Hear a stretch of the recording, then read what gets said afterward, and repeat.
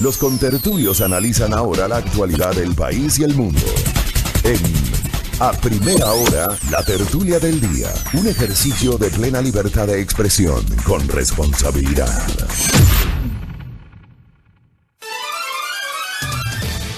Muy bien, 6:20 en la mañana, muchísimo para comentar en el inicio de esta semana. Recordar a nuestra audiencia, desde hoy, este espacio de noticias a Primera Hora se extenderá hasta las 8:30, de 6 a 8:30, más noticias, más entrevistas y, por cierto, más tertulia a cargo de quienes hacemos este humilde espacio de noticias, ¿eh? Más a primera hora. Más a primera hora. También queremos brindar un saludo muy cordial. Café Buen Día desde hoy se reincorpora. Ya tuvieron la gentileza de ser parte de nuestros patrocinadores. Café Buen Día desde hoy. Miren ustedes, aquí está el cafecito. Ya listo, pues. Café Buen Día para que usted se lo sirva, se lo lleve a su mesa. Esta es la presentación más grande. Sí, es la más grande. Sí, 340 gramos. No creo que haya una más grande, ¿no? Sí, creo que es la más grande. 340 gramos, ¿eh? Muy buen café. El más grande. Y nosotros que somos bien cafeteros, ¿ah? ¿Qué será del Café Buen Día, DJ? Así que bienvenidos a nuestros patrocinadores, Café Buen Día, que se incorpora pues a este esfuerzo periodístico que cada mañana llega a sus hogares por la señal, por las ondas de la soberana del aire, Majestad FM. ¿Usted con cuántas cucharas de azúcar toma el Café Buen Día? Una sola. ¿Con tertulia? Una sola. Una sola cucharada de azúcar. El mío está bien ubicado, DJ. A ver, ya, el DJ es el hombre que ahí trata de acomodar el cafecito, ¿ah? Sí. Una sola cucharada, ya no... ¿Me acuerdo? ¿Ponías cuántas? No, 10. pues, no. 2 cucharadas y media. 2,5 de azúcar, Dios antes, mío. pero chiquitas. Ahora una cucharadita. Bueno. Disminuyendo el consumo de azúcar. Mientras menos ¿no? azúcar, mejor. Claro. Para que sientas más del sabor del buen café. Por supuesto. Como es Café Buen Muy Día. bien, cafecito buen Ya día. viene Así el que café, ya viene. bienvenidos nuestro patrocinador. Recordar y ratificar, creo que hay que abundar en detalles respecto de la medida del pico y placa. Ya no se llama pico y placa, se llama Hoy No Circula. Una medida similar a lo que ocurre, por ejemplo, entiendo que en Bogotá se aplica esta medida, entiendo que en la Ciudad de México se aplica esta medida. La del denominado Hoy No Circula, reiteramos, a partir de las 5 de la mañana, sí me llamó la atención con Tertulio, en el desplazamiento hasta la radio, no vi operativos, ni mucho menos, me imagino que era muy temprano, pero entre las 5:30 que salí de mi casa y las 5:50 que llegué acá a la radio, no vi en la calle ningún operativo, no vi presencia de agentes de metropolitanos de tránsito, no vi ningún tipo de control muy temprano en la mañana asociado a este tema, digo, en el sector donde resido en el norte, recorriendo toda la Galo Plaza Lazo, luego la avenida Amazonas, luego Gaspar de Villarroel, la 6 de diciembre, yo no vi ningún tipo de operativo, ningún tipo de control por parte de los agentes metropolitanos de tránsito. Me parece que iba a ser muy difícil que a las 5 de la mañana ya tengamos pues controles por parte de los agentes. De todas maneras, la medida está vigente desde las 5 de la mañana. Usted el día de hoy, lunes, no puede sacar su vehículo si su vehículo termina en placa 1 y 2. Y si usted estaba acostumbrado a salir a las 9:30 de la mañana el lunes, pues olvídelo. No saque el vehículo, no va a poder. Cuidado, se confunde. Puede pasar esto, ¿no? Hay gente que probablemente todavía tiene el chip vigente hasta la semana anterior. Su vehículo con placa 1 y 2 no puede salir hasta después de las 8 de la noche. Si ya no salió antes de las 5, ya no puede salir hasta las 8 de la noche, porque evidentemente hay esta medida de restricción vehicular. Se mantiene el mismo perímetro, es decir, hacia el sur, la Morán Valverde, hacia el norte, la Diego de Vázquez, hacia el este, la Simón Bolívar. Para los que no saben o tenían esta duda, la Simón Bolívar no forma parte de la restricción. Usted puede circular tranquilamente por la Simón Bolívar. La restricción se mantiene en la Mariscal Sucre, sobre la Mariscal Sucre, es decir, tal cual los mismos perímetros que estuvieron vigentes desde el año 2013, desde el año 2009, cuando comenzó a regir esta medida, exactamente los mismos perímetros se mantienen con Tertulio. Ahí no hay ningún tipo que vueltas que darle, ¿no? ¿Cuáles son las excepciones que hace la restricción vehicular con Tertulio? Personas de la tercera edad, personas con discapacidad, cuerpo diplomático y consular, transporte comercial, escolar, institucional, turístico, comercio rural, iniciativa empresarial, emergencia y control, bomberos, Policía Nacional, ambulancias, motobombas, vehículos de rescate o asistencia social, vehículos oficiales, el vehículo obviamente del presidente y vicepresidente de la República, transporte colectivo, buses urbanos, interparroquiales, sistema de transporte municipal. Esas son las excepciones para la restricción vehicular. Tenemos entendido también que hay esa excepción para los vehículos híbridos, ¿no? Los eléctricos. Para los eléctricos, perdón, para los eléctricos. Para los eléctricos hay esta excepción. Habíamos dado lectura hace minutos a la nota de Diario El Comercio. A ver, para los vehículos eléctricos de uso particular, la restricción será desde las 8 hasta las 9 horas con 30 minutos y de 17:30 a 19 horas, según el último dígito de la placa. Importante también recordar con tertulia las sanciones para quienes incumplan la medida del hoy no circula. El 15% del salario básico unificado, es decir, $59.10 la primera vez, 2019. 25% del salario básico unificado, la segunda multa, $98.50. Y el 50% del salario básico unificado, es decir, $197, la tercera sanción. Ya tengo reportes, gracias al colega y amigo Eduardo Córdoba, que tiene la gentileza de postearme unas fotografías. Ya tengo 2 vehículos que están en el patio de retención vehicular de la Río Coca. Se les dice. Por Dios. Se les está diciendo. ¿Qué tal? ¿Ah? Caray. O sea, de verdad, no se confíen a eso de que, como dice el contertulio, que no encontró operativos desde las 5 de la mañana, voy a salir es que no nomás. pero sí ha habido. No lo hagan. Ey, es que no es necesario que te encuentres un chaperón para que te lleve de las orejas otra vez al patio de retención o te pongan la multa. O sea, simplemente la restricción dice que de 5 a 20 horas no puedes utilizar tu auto, de acuerdo al último dígito de tu placa, no lo hagas. No lo hagas, así de sencillo, pero ves tú, que somos mal llevados, ¿no? Sí, oye, la oyente Judith Guaño Ruiz nos preguntaba sobre las personas de la tercera edad. En efecto, las personas de la tercera edad son parte de las exenciones, ya lo dijo el contertulio, está aquí. Vehículos conducidos por personas de la tercera edad presentando la cédula de ciudadanía. Mucho ojo con eso. Creo que a partir de los 65 años ya ni siquiera es de obligación que renueves la licencia, ¿no? Claro, pues... Ya no es de obligación, renovar la licencia. Claro, por eso dicen la presentación de la cédula. Ojo, la tercera edad o el adulto mayor se cataloga, entiendo, a partir de los 65 años, ¿no? Digo, hago ¿Todavía? Tal vez, sí. Todavía. Entiendo que eso no ha cambiado. ¿Saben por qué les digo? Porque, a ver, yo me he encontrado, no sé si te ha pasado cuando alguna vez has ido a las filas de los bancos, que es tal vez la cosa más horrible que hay. La cosa más complicada, la cosa más fastidiosa, tener que ir a un banco a hacer una gestión. A veces corresponde hacerlo. Sí, los bancos no te devuelven todo el tiempo que pierdes. No, es que se pierde muchísimo tiempo. Y resulta que hay una fila que es para personas, para mujeres embarazadas, para madres con niños en brazos, que ahí también hay una distorsión ahí. Yo he visto algunas cosas que me parece sí son cuestionables y nadie controla. Y para adultos mayores o personas de la tercera edad, pero insisto, se entiende que el adulto mayor es aquel que tiene más de 65 años. Créeme, yo he visto en esa fila gente que no tiene 65 años. Yeah. O sea, no sé que se mantengan bien conservados, pero yo he visto hay gente pueden ser como Ned Flanders. Puede ser, oye, ¿no? Pero yo también he visto casos de guardias de seguridad y controladores en los parqueaderos que a mujeres que están embarazadas. Y digo, si tú estás embarazada desde la segunda, tercera, cuarta semana hasta pocos días antes de ya dar a luz, estás embarazada. O sea, creo que ¿por qué empezar a cuestionar ese hecho, no? Pero yo me he encontrado con casos de guardias de seguridad en centros comerciales, etcétera, etcétera, que, ay, déjeme ver porque está embarazada, que no sé qué, porque no se le ve la panza, ¿no? O sea, tienes casos y casos, ¿no? Tienes casos y casos. O sea, hay gente que abusa de un lado y del otro.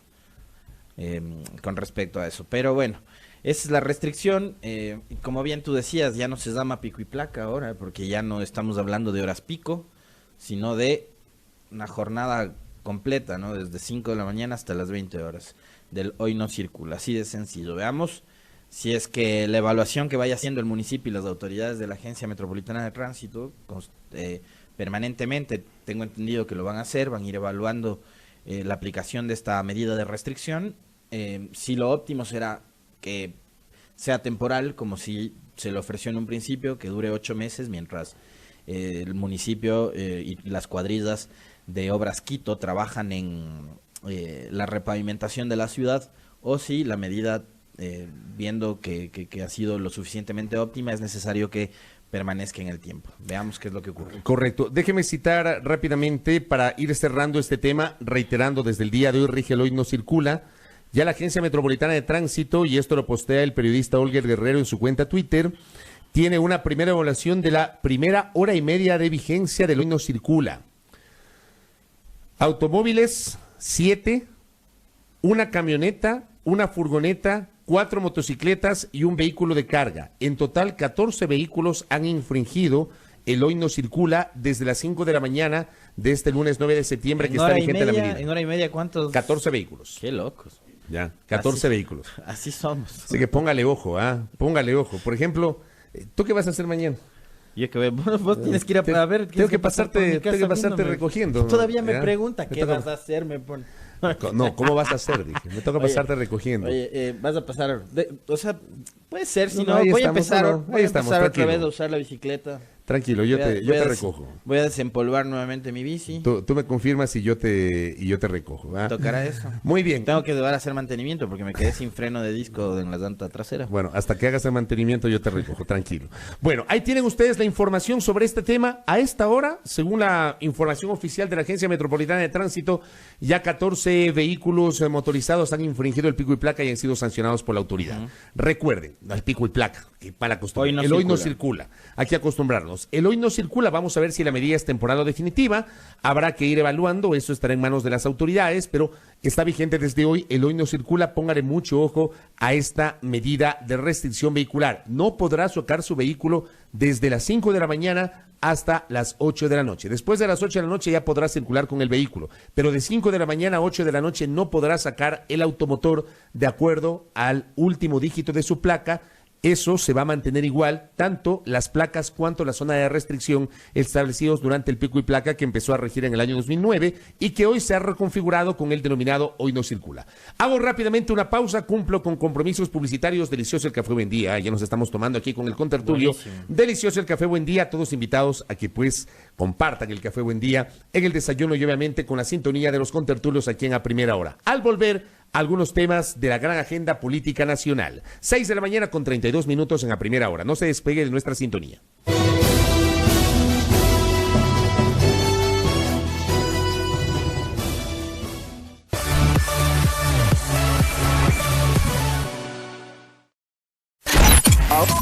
Ahora escucha Majestad FM. Ahora escucha Majestad FM en el canal 3 de TVNet.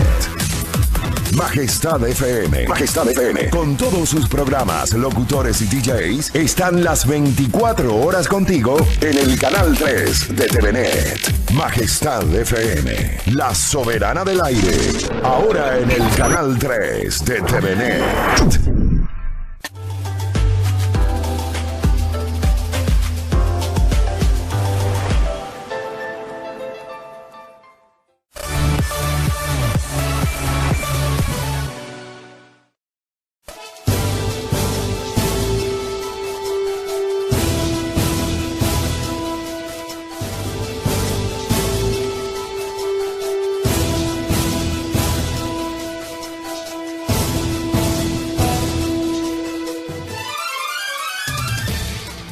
Muy bien, seguimos, 6:34. ¿Cómo arrancamos la semana? ¿Qué nos dejó el fin de semana con Tertulio? Varias cosas, ¿no? A ver, empecemos tal vez ¿Por dónde quieres empezar? A ver, yo no sé cómo nuestros oyentes catalogarán un pronunciamiento el último fin de semana. Lo hizo el señor presidente de la República a través de su cuenta Twitter. El comunicado oficial de la Secretaría General de Comunicación de la Presidencia decía lo siguiente. La Secretaría General de Comunicación informa que el presidente de la República, Lenín Moreno, propuso a sus homólogos de Colombia y Perú, Iván Duque y Martín Vizcarra, respectivamente, organizar el Mundial de Fútbol 2030 entre los tres países. Para 2030, Sudamérica estará favorecida por ser la sede de este importante torneo internacional. La Federación Ecuatoriana de Fútbol y su presidente Francisco Egas cuentan con todo el apoyo del gobierno nacional para realizar este sueño en Ecuador. A ver, este tema generó una amplísima discusión el fin de semana.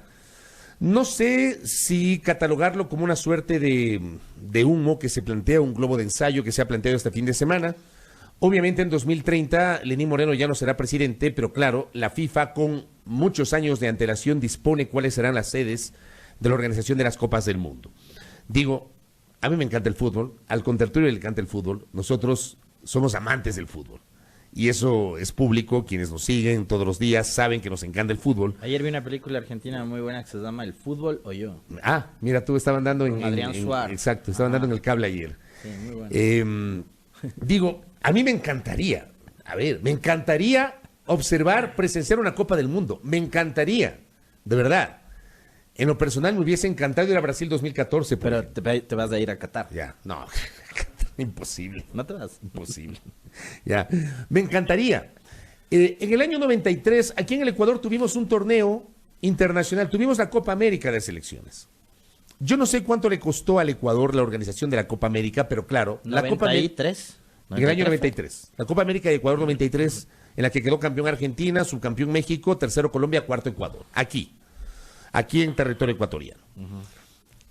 Fue la única ocasión en la cual Ecuador ha organizado la Copa América. Entiendo que en algún momento le volverá a corresponder la organización de la Copa América a nuestro país. ¿2027? Me parece que algo así es. Para el 2027 o 2028 el Ecuador es sede de Copa América. Exacto. Pero la Copa América y la organización de la Copa América con 12 naciones, 10 de Sudamérica y 2 invitadas, no tiene equivalencias con la organización de una Copa del Mundo, que por lo general acoge a 32 selecciones, posiblemente sean más, dependiendo de lo que finalmente decida la Federación Internacional de Fútbol Asociado.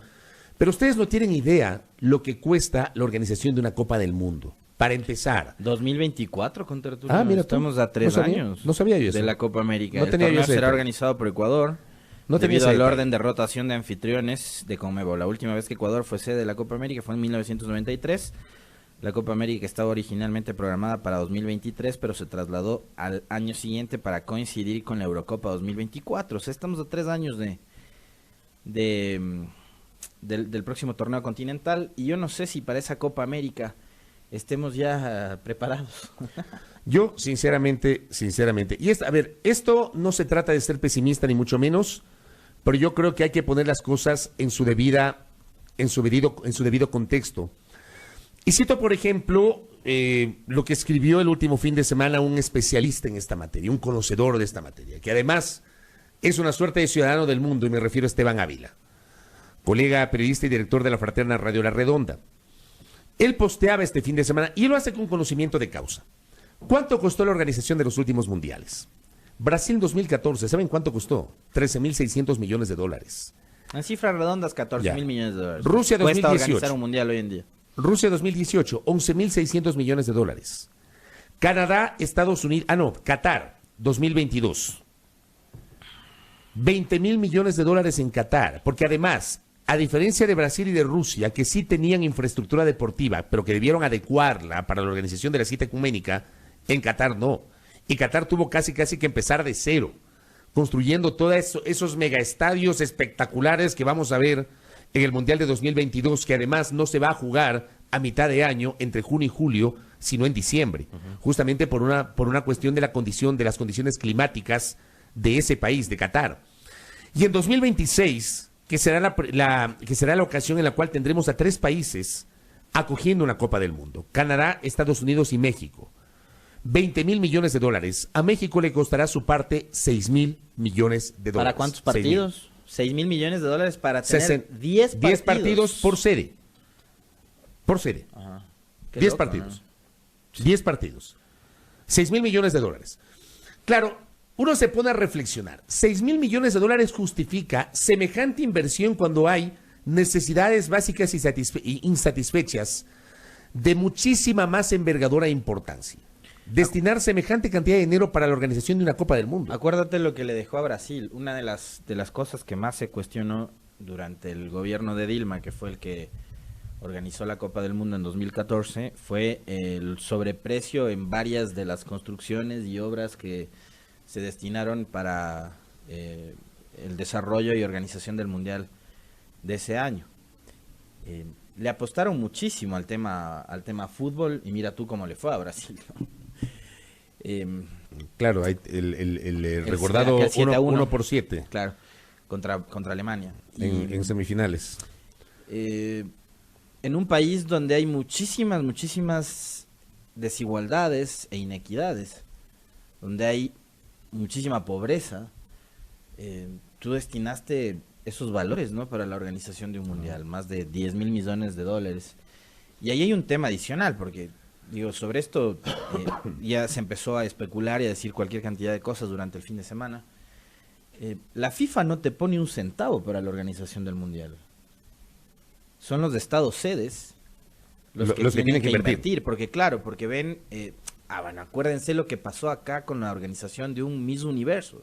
Todo lo que se dijo en torno a la organización del Miss Universo, recordarás tú, que el Miss Universo le iba a poner al Ecuador en el ojo del mundo, que eso iba a ayudar a dinamizar el tema del turismo y que no sé qué y no sé cuánto. Entonces, vendes la idea para, digamos, en adelante obtener algún tipo de réditos o de beneficios, ¿no? Entonces, ¿qué beneficio podría traer posterior al 2030 la organización de un mundial para estos tres países que además, digamos, tenemos economías, a pesar de ser vecinos, pero por el propio tamaño de cada uno de ellos, tenemos economías distintas, ¿no? No se compara la economía del Ecuador con la economía de Colombia y Perú.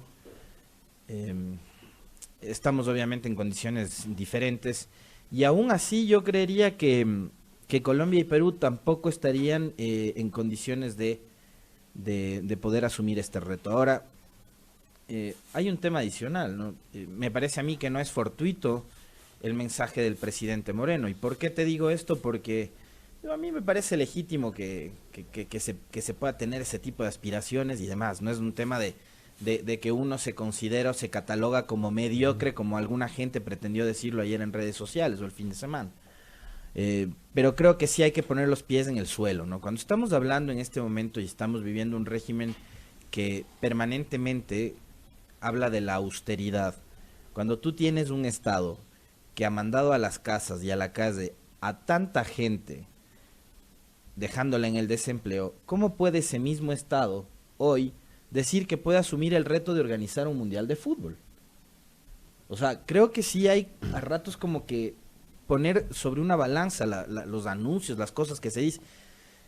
Y de ahí podemos empezar a hablar de una serie de cosas, ¿no? Como por ejemplo el famoso Tren Playero, la nueva refinería, la misma consecución del ofrecimiento del plan Toda una Vida, que fue el plan de gobierno con el que Moreno llegó a la presidencia de la República. ¿Cuántas casas se han entregado? Se van a entregar las más de 200,000 casas. ¿Cuántos empleos se han creado de los 250,000 anuales que dijo que se iban a crear? O sea, hay un montón de cosas por cuestionar, pero vámonos a la cantaleta esta de la austeridad.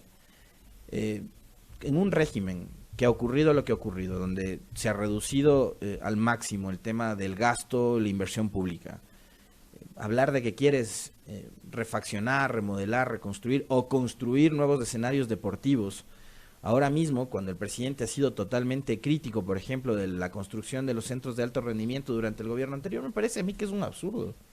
No sé qué opines tú, no sé qué opine la gente que nos está escuchando, pero digo, me parece que es un absurdo. Se ha cuestionado tanto construcción de hospitales, de escuelas, tienen que ver con salud y con educación de la gente, llamándolas elefantes blancos.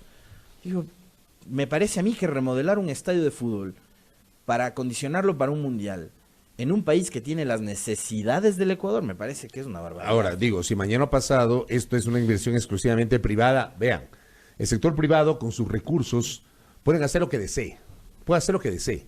La organización de un concierto, la construcción de un coliseo, la construcción de un estadio, con sus recursos. El tema es que en el Ecuador, la construcción de los estadios, de varios de los estadios, ha estado asociada también al poder político. El Estado ha intervenido directa o indirectamente en esa construcción de estadios, y mencionemos algunos ejemplos. El Estadio Monumental del Barcelona, por ejemplo, en Guayaquil, donde hubo un papel protagónico por parte de la administración del entonces presidente León Febres Cordero. La relación del presidente Correa y de su gobierno con el Club Sport Emelec, que esto también ha sido materia de enorme discusión, sobre la forma como desde el Estado y a través de empresas públicas se financió o actuaron como patrocinadores del Club Sport Emelec en su momento.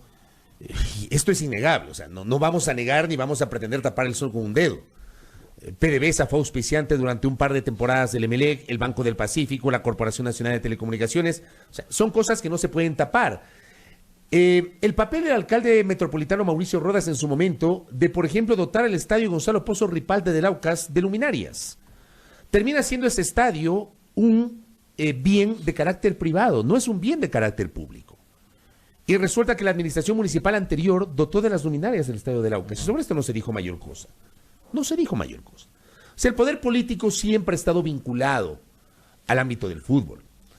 En el año 97, Bucaram quiso ser presidente del Barcelona Sporting Club, por mencionar otro ejemplo. Y así por el estilo. Siempre el poder político estuvo metido en el ámbito del fútbol. Entonces, digo, si mañana pasado se decide por un esfuerzo privado, la alianza entre un montón de empresas, inversiones internacionales, transnacionales, todo lo que ustedes quieran, y deciden organizar o plantear al Ecuador, a presentar al Ecuador como una posible subsede conjuntamente con Perú y con Colombia para poder organizar una Copa del Mundo. La Copa del Mundo de 2030, esa ya es otra cosa. A mí lo que me llama la atención, me preocupa, es, y lo que sí discuto, es el uso de recursos fiscales cuando la situación del Ecuador no es de las mejores, cuando tenemos una situación muy compleja, cuando recibí un mensaje respecto de lo que está pasando en el sector de la salud, por ejemplo. La ausencia de insumos básicos en algunas casas de salud, sobre lo cual muy poco se habla. Ahora, yo te decía una cosa, ¿no? Que digo, el anuncio de Moreno no es fortuito. ¿Y por qué hay algunas razones? Por ejemplo, por qué uno de los principales banqueros de este país y hombres de negocios de este país fue uno de los primeros de ensaltar en redes sociales a defender la idea y la propuesta.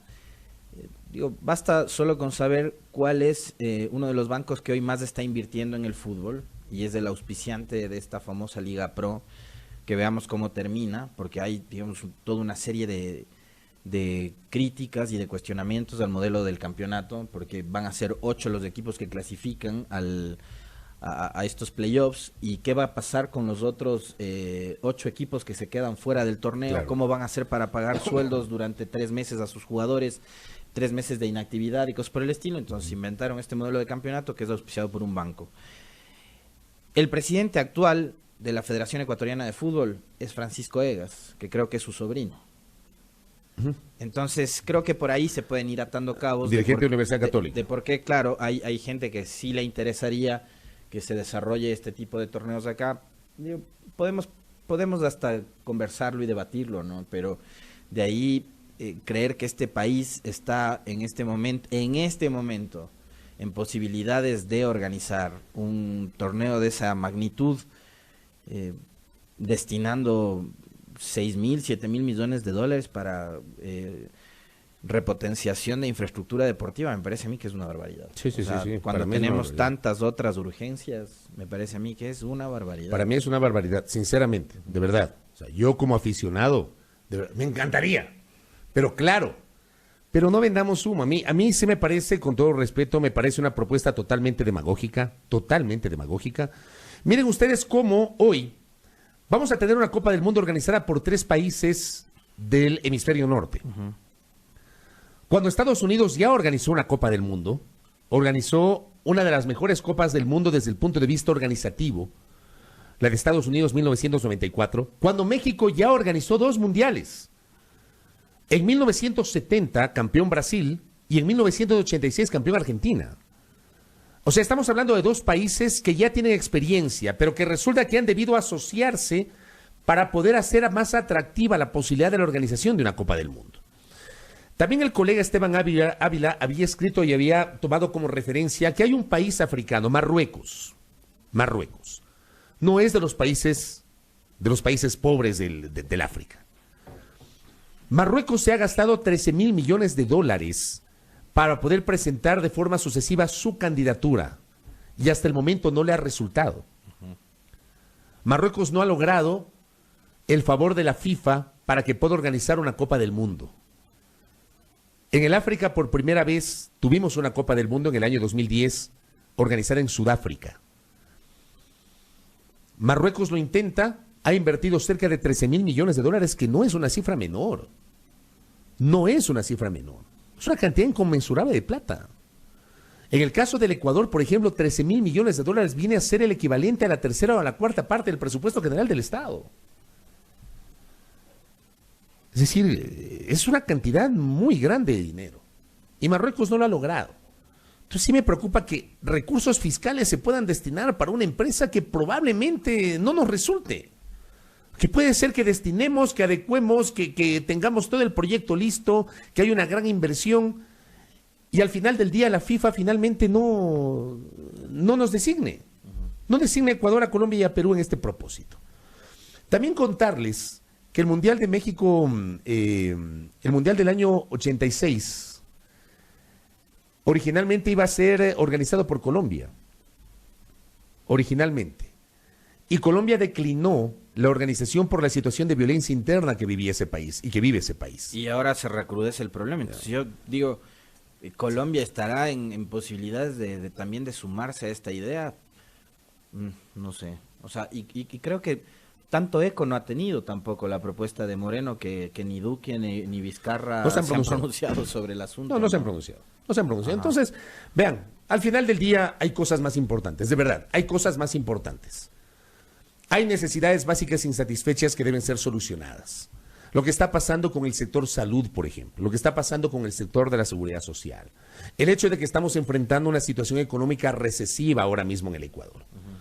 No son temas menores. Entonces el debate debería enfocarse en eso y no en cuestiones que pueden sonar o se pueden escuchar interesantes.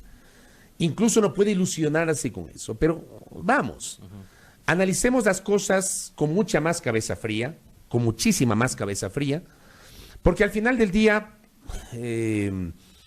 hay que evaluar si termina siendo una propuesta práctica para la realidad de la región y para la realidad particularmente del Ecuador. Sinceramente, este tipo de anuncios muchas veces uno no les encuentra mayor sentido que no ser ponernos a debatir cosas y olvidarnos de determinadas situaciones o circunstancias que tenemos ahora mismo en la República.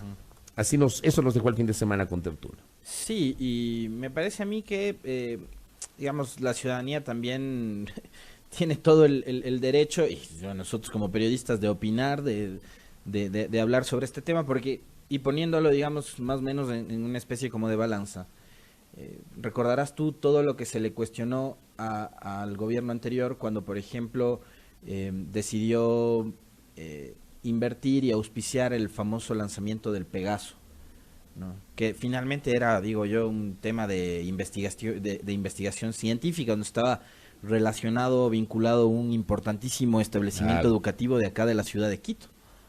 Pero esas cosas, digo, no se hablaba mucho, ¿no? De cómo incluso un colegio privado además, estaba vinculado a la investigación de Ronnie Nader para lanzar el famoso satélite Pegaso a órbita. Pero eso se cuestionaba, digo, que finalmente era un tema científico. Ahora acá, de igual manera, creo que la gente tiene todo el derecho de opinar, de criticar, de cuestionar o de felicitar, si es del caso, la propuesta de Moreno, que no sabemos si es que va a prosperar. Insisto, yo hasta ahora no sé si es que hay una respuesta o no de Iván Duque o de Martín Vizcarra, presidentes de Colombia y Perú respectivamente, sobre esta idea, esta iniciativa del presidente Moreno, que tengo entendido la hizo en el marco de esta cumbre amazónica, ¿no? Mira tú. Bueno, durante el fin de semana. Bueno, ese es un tema evidentemente, pero digo, no nos distraigamos de otras cosas que ocurrieron este fin de semana. Me ha llamado poderosamente la atención un comunicado de la Fiscalía General del Estado.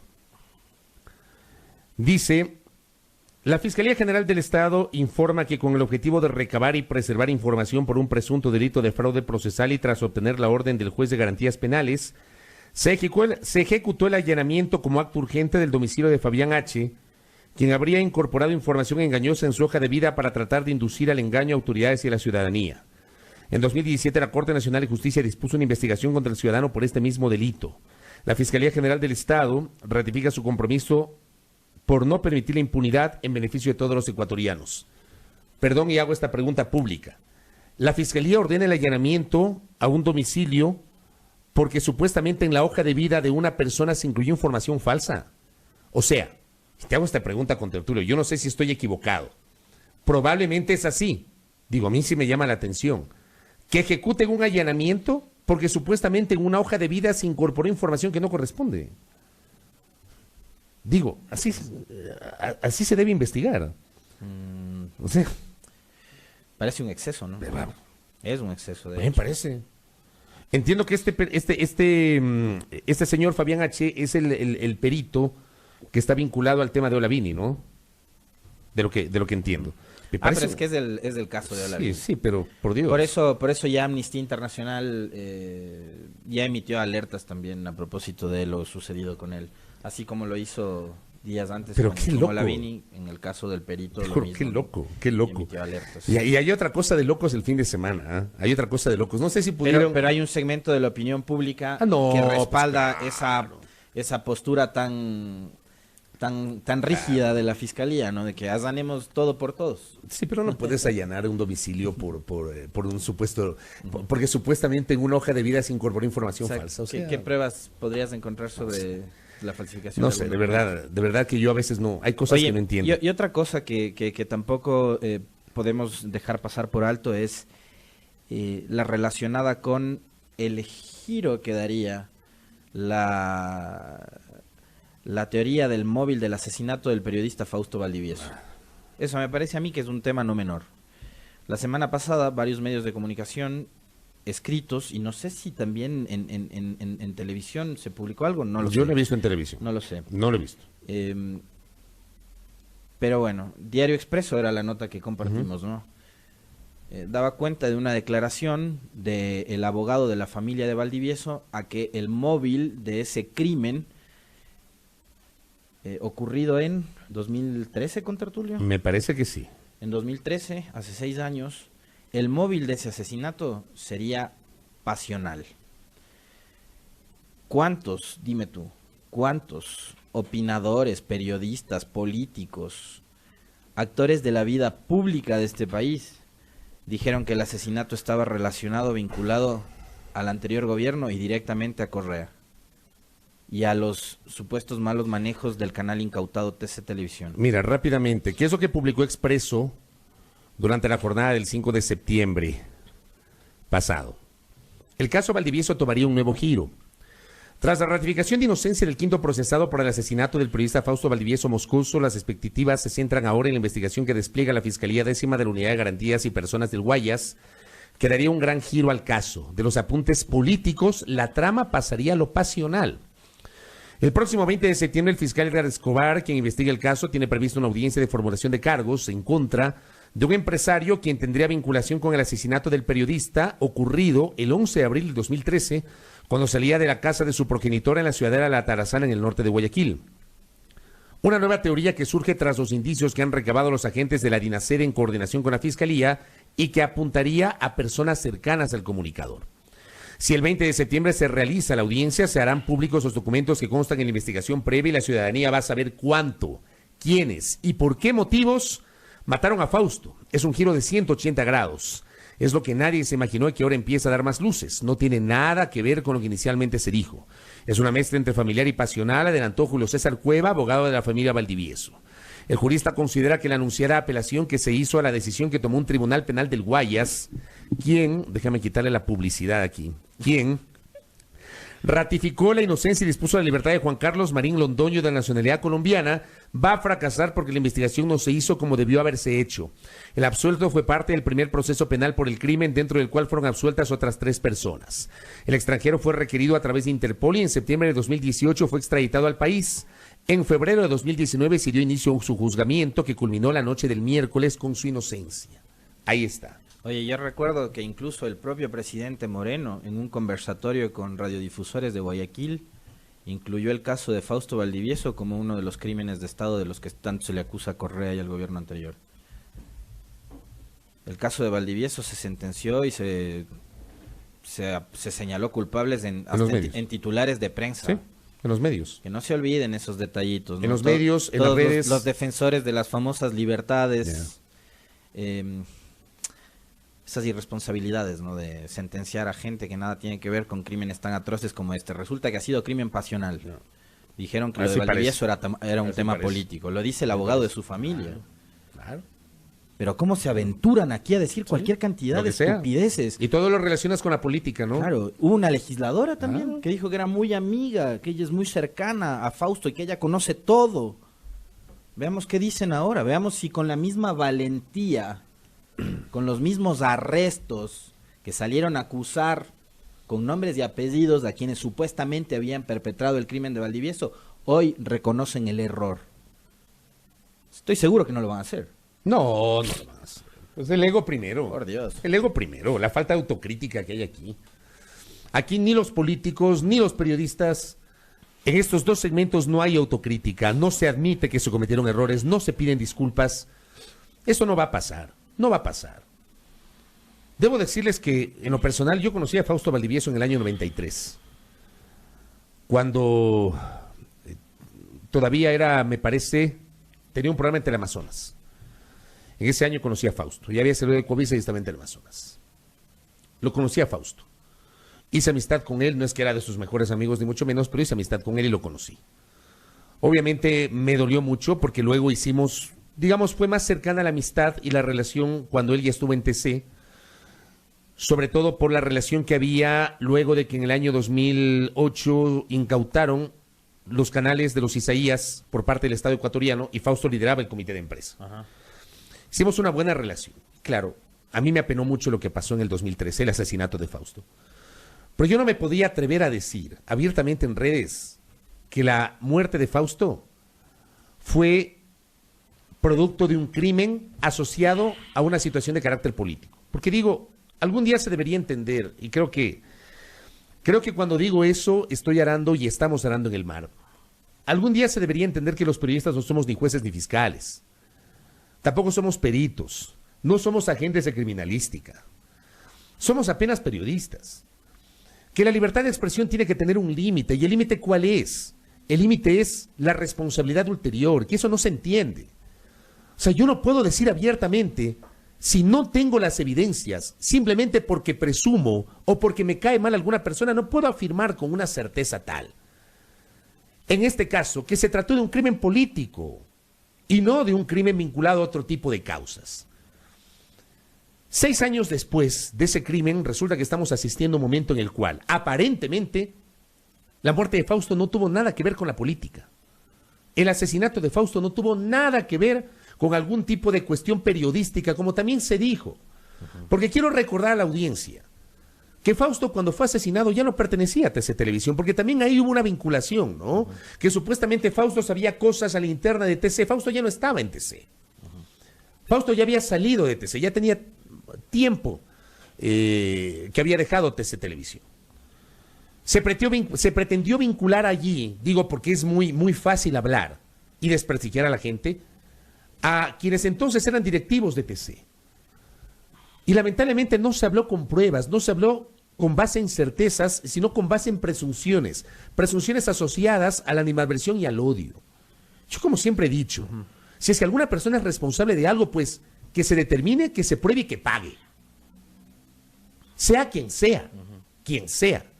Pero no puedes utilizar un micrófono, una cámara, una pluma, una computadora, un celular. O las redes sociales. Sí, porque para en las coger y redes decir sociales, cualquier cosa. En las redes sociales igual coges y acusas de lo que se te ocurre a quien sea.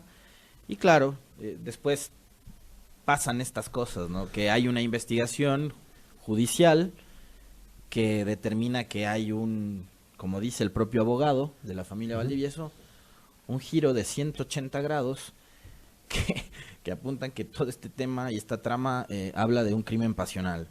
Pero yo insisto y hago mías las palabras de la gente que escribe a la transmisión de Facebook.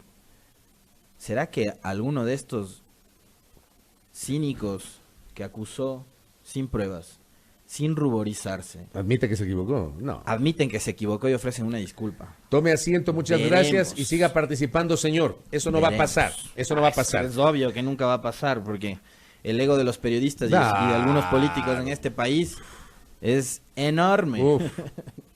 Es infranqueable el ego de los periodistas en este país. Oye, 2 cositas antes de cerrar. Ya lo tenemos a Luis Muñoz Pasquel en la antesala. Con él vamos a comenzar una entrevista ya mismo. Antes, gracias al aporte de Julio César Torres. El hijo de Fausto dijo que tenía documentos e investigaciones y que fue crimen de Estado. Sí, yo sí me acuerdo que Fausto Jr. hizo una serie de declaraciones. Subió videos a redes sociales también. Yo trato de entenderlo a Fausto desde su condición de hijo. De hijo.